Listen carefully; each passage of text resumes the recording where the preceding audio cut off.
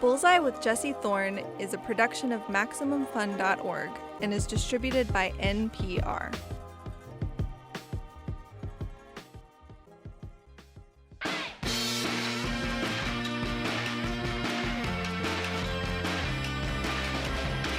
It's Bullseye. I'm Jesse Thorn. Have you seen Ramy? It's a show on Hulu. It wrapped up its second season a few months back. It focuses on a guy named Ramy, played by our guest, Ramy Youssef. When the show kicks off, Ramy is in his late 20s, living with his parents in New Jersey. At different times, Ramy wonders what to do about his career, about his love life, his family life, all stuff that's pretty typical for someone his age. One of the things that makes Ramy the show unique, though, is how it talks about faith. Ramy, the character, is a practicing Muslim. His relationship with religion is more than just, like a thing his parents do. He prays, he goes to a mosque, he doesn't drink. Amid the millennial existential angst and jokes about sex, the show also asks some probing, deep questions about faith. Recently, Ramy was nominated for 3 Emmys: Best Directing in a Comedy, Best Supporting Actor for the great Mahershala Ali, and Best Actor for Ramy Youssef. So we took that as a chance to talk with him. He's interviewed by Jordan Morris here. Jordan is my longtime friend and colleague. He co-hosts Jordan Jesse Go with me. Anyway, we'll kick things off with a clip. This is from the show's second season. In this scene, Ramy is talking with the imam at his mosque. You're not leaving the mosque, are you? No, I'm not leaving the mosque.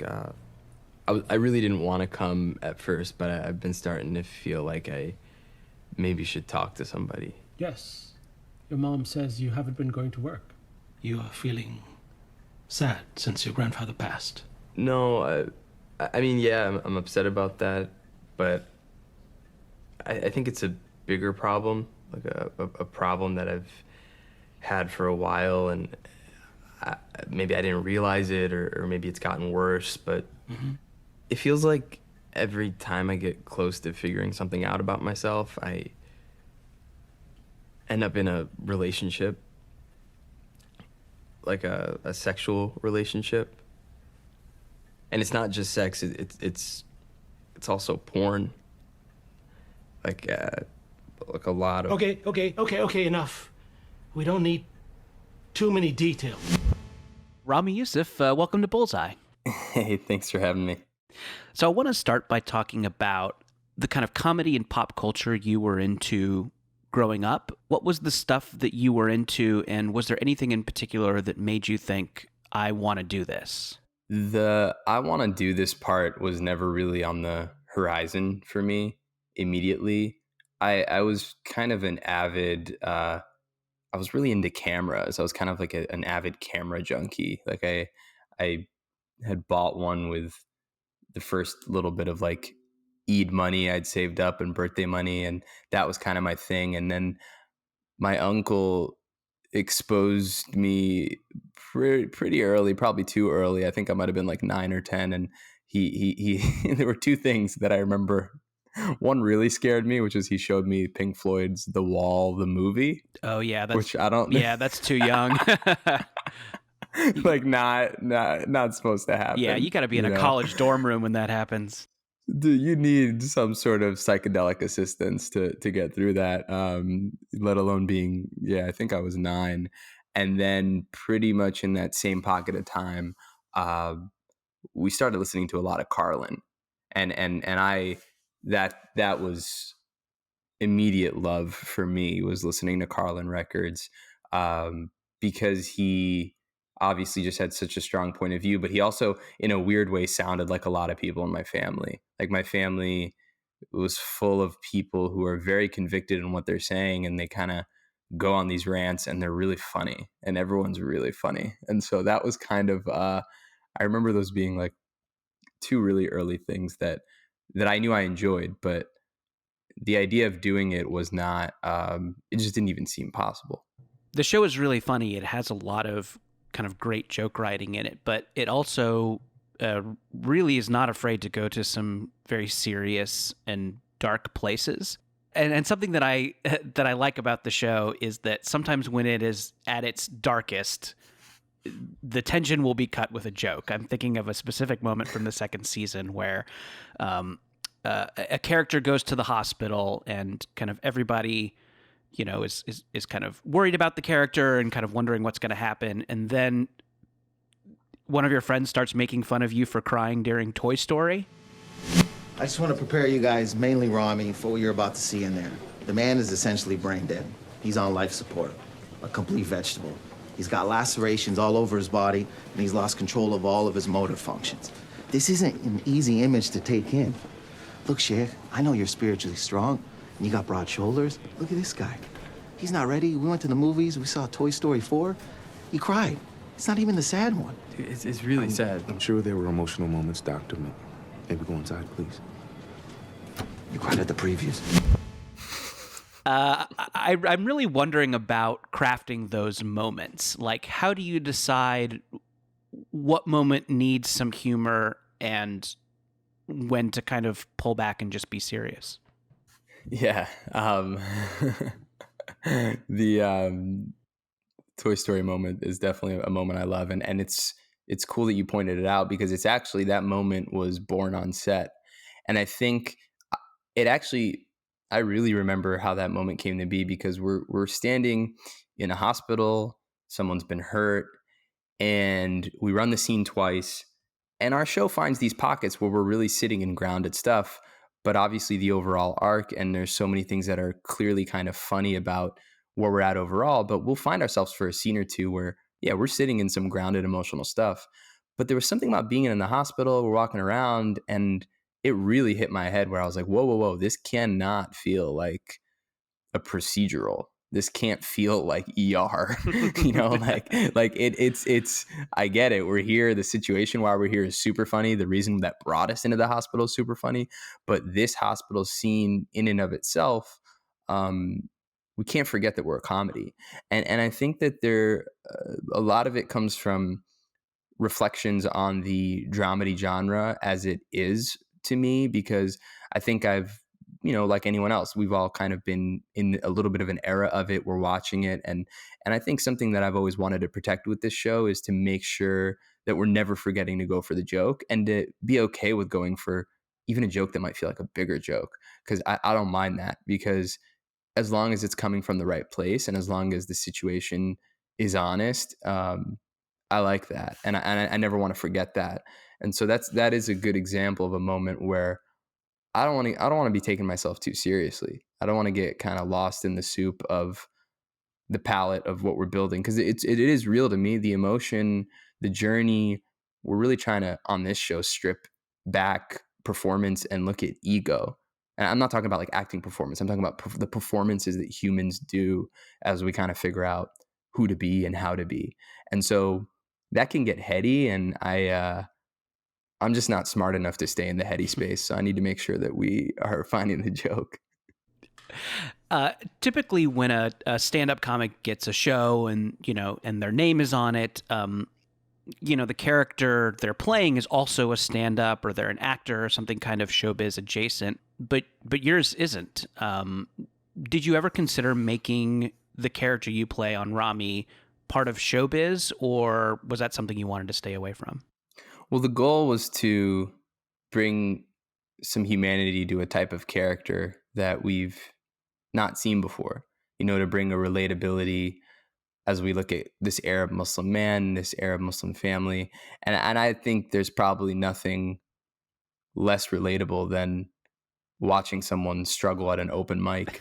It's an insane pursuit to go out and do comedy. And so to try and endear people to a family that they haven't met before, and then you got the dude running around doing stand-up, it's like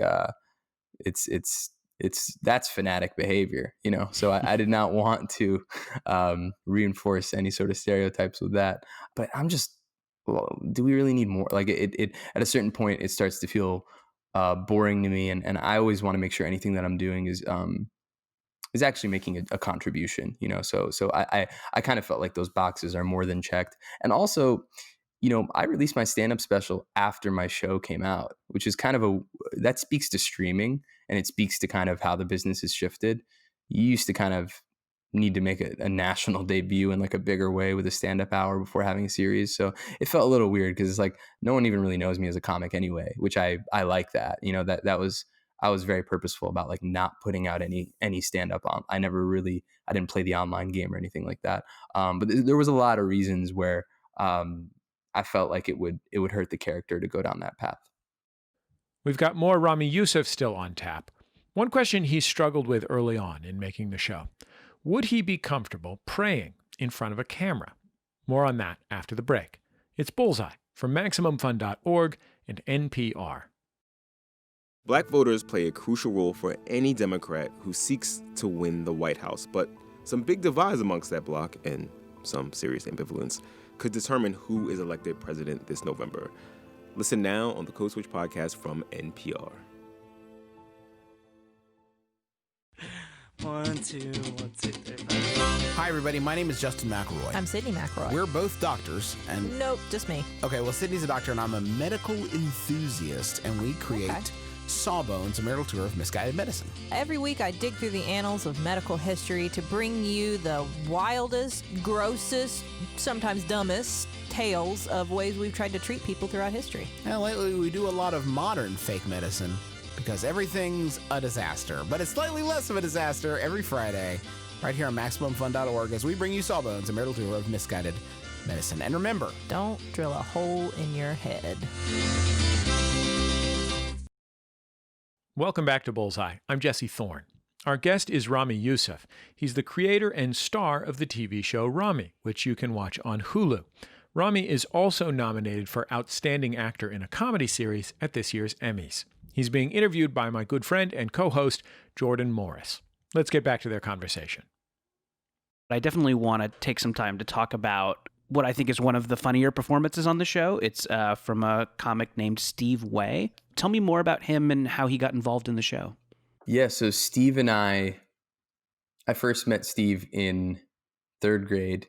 He came to our school. He has muscular dystrophy, and his condition was getting worse.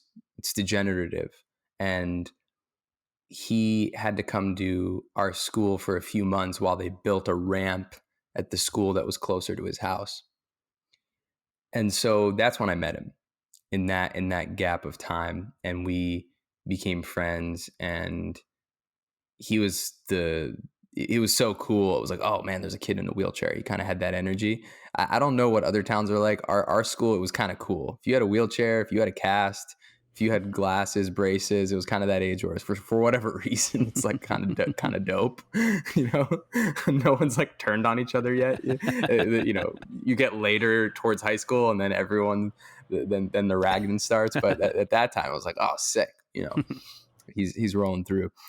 And I remember being really kind of fascinated by him, talking to him, and then when the kind of middle schools merged, we started going to the same school. And we lived close to each other. And so, yeah, we just became really good friends. And we go to school together a bunch of days. And there's this shot in the show of me riding on the back of his electric wheelchair, you know, stepping up on it and kind of going down the middle of the street. And like, that's, if you talk to anyone from our town who was around for those, 10 years, that was just how we went around town. That's the mode of, get on the back of Steve's chair. And then once Bluetooth speakers started, we popped that in there too, and just have a party. What kind of music are you guys rolling to? I mean, we're doing some Jersey, we're getting some Bruce going. But Steve is really into rap. And so Steve is like Biggie, Tupac, California rap scene. That's all Steve. And so we're catering to that. So we really, in high school, then we kind of start working together a lot because we had an amazing television program in my high school. It changed my life because we learned how to do stuff that I now know because I learned how to do it then. I learned how to edit on Final Cut Pro when I was like 14 in a way that I'm in the edit now and I'm like, hey, can you give me the mouse? You know, like it's like that level of that's how much we got to suck this in and take it in. We're like running the morning announcements at our school. We're doing all this stuff. It's me and Steve and our now writing partner too, Jonathan Braylock, our buddy Kyle Kolich. We're doing all this stuff and it's a blast.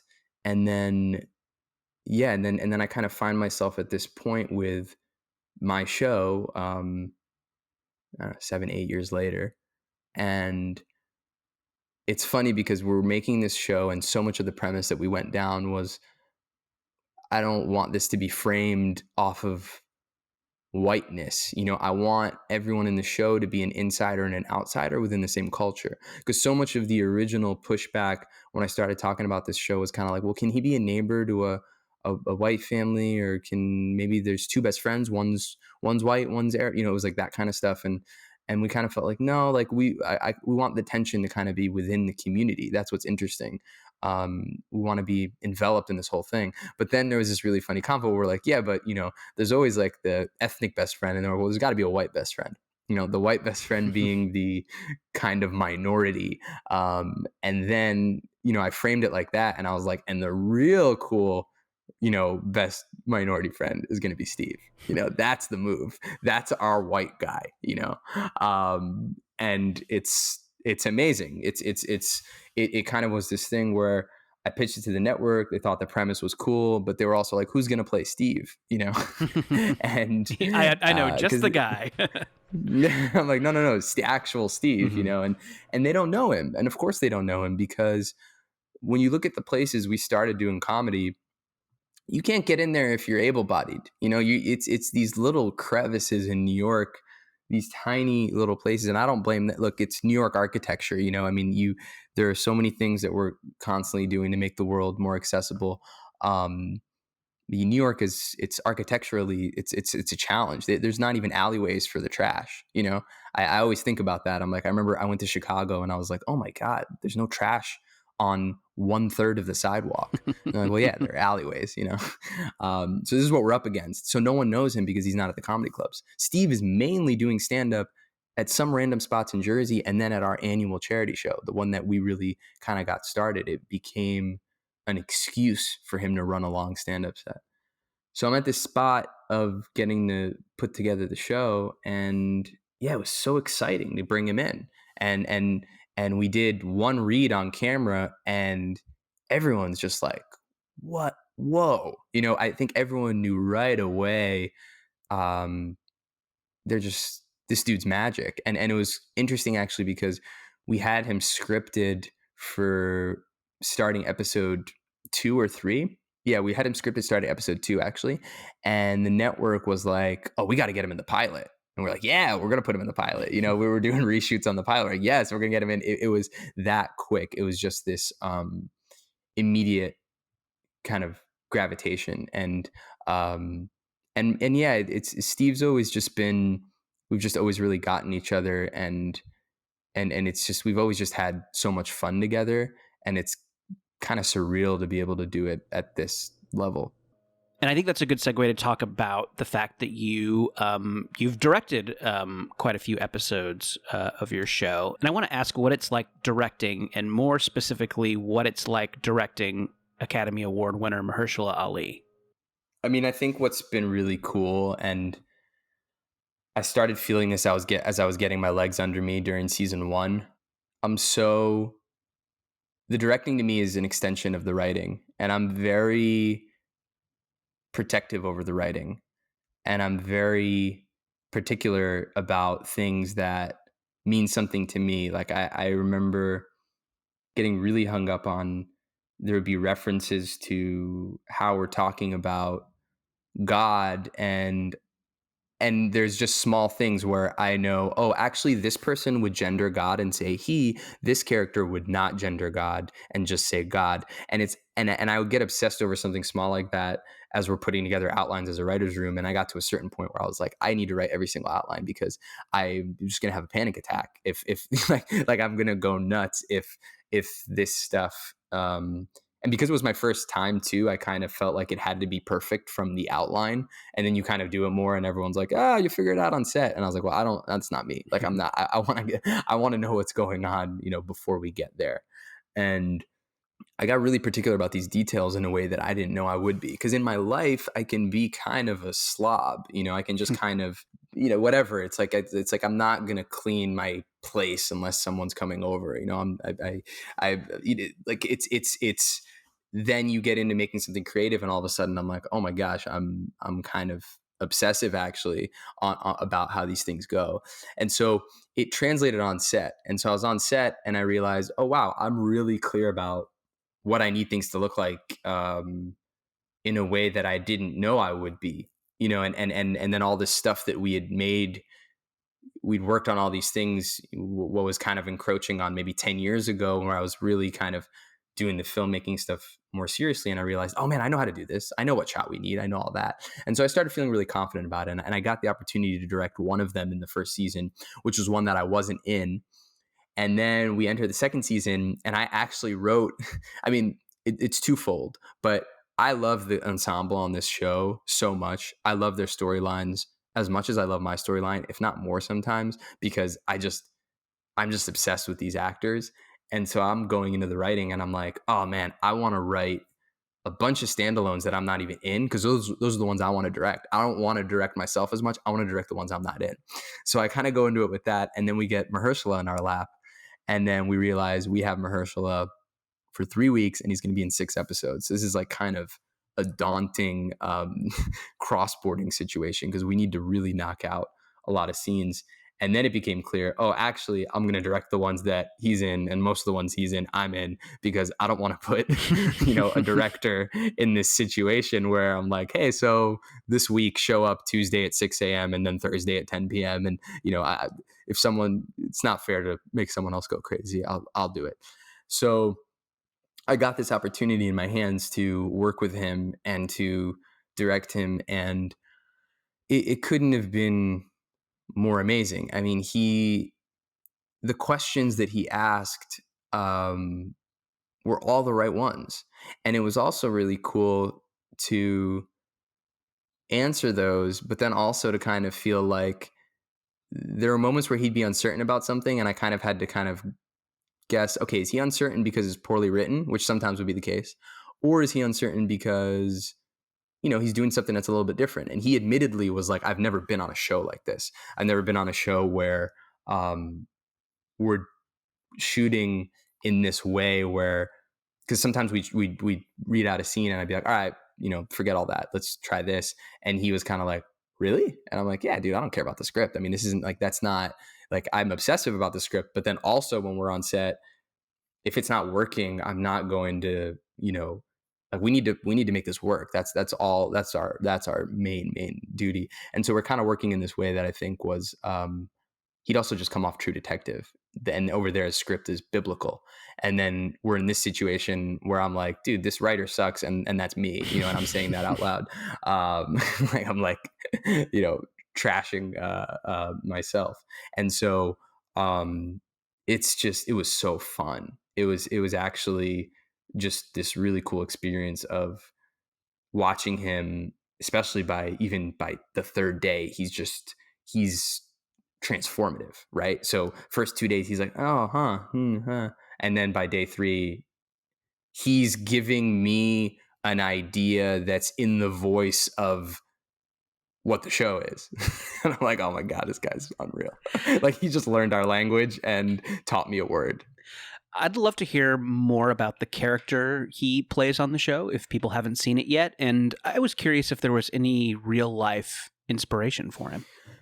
Yeah, the real life inspiration for him, he plays a sheikh that Ramy meets, and the inspiration is the teachers that I have met in my life who are amazing, are people who are actually kind of these hidden gems that embody what I think true spirituality is and true religion is. I think that the issue with religion is that it's become an industry and it's become a culture, and both of those things are really damaging, and they're not like, and this is all of them, they're a particular type of violence. I'm not talking about violence in terms of violent acts.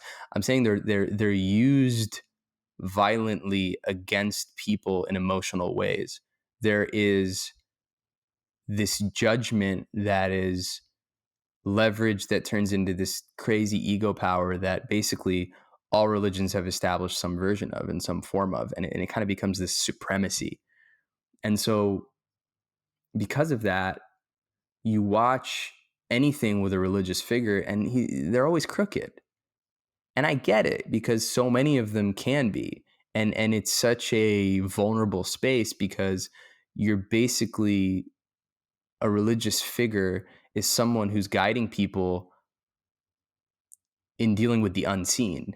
And I think that's super real. And I also think that's a very sensitive private place. And so many people have been hurt following a leader like that. And so kind of all the media and the art, for the most part, it's like, he's a priest, but he's doing cocaine, or he's a, like, the thing. And oh, but he's touching kids. He's this, he's that. These are all real things. These are all pervasive in various cultures.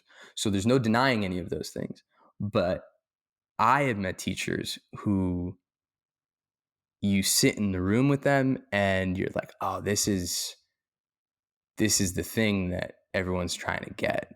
It's not, this is, whoa, I've only ever had fast food, and this is a meal.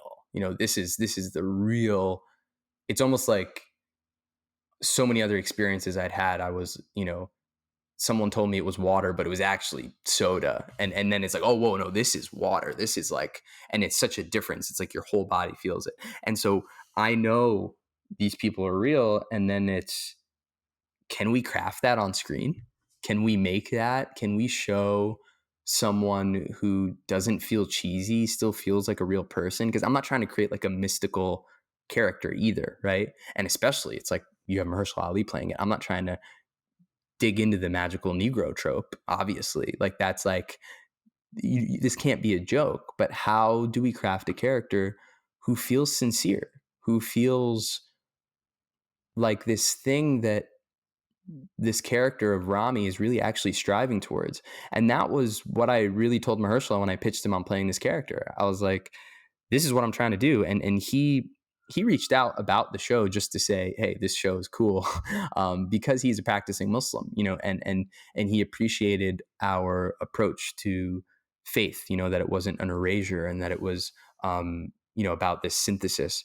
And so when I told him, do you want to do this character? This is what I want. This is the goal. I haven't seen this goal accomplished in the way that I think we could do it. And he was like, whoa, I don't know. I got to pray on this. And when he said that, I was like, oh, this character is going to be good. Like, the fact that he didn't say yes right away, the fact that he didn't like just jump at it, I was like, oh my God, this is going to be awesome.